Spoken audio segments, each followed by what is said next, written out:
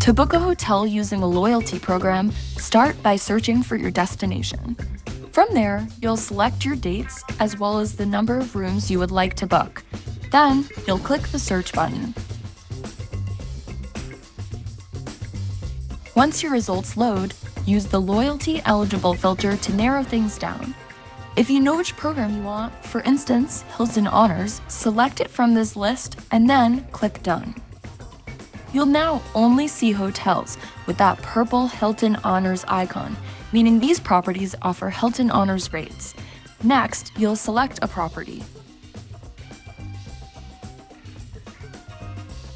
From here, you can choose a room and click Reserve. If the traveler already has their loyalty number saved in their profile, it will auto-populate. If not, you can enter it here, and it'll be saved to their profile so you never have to enter it again. Now it's time to book. Once booked, you can head to the itinerary. If you scroll to the bottom of your itinerary, you'll see a confirmation that the loyalty number has been applied. And that's it, you're all set to earn loyalty rewards when booking with Engine.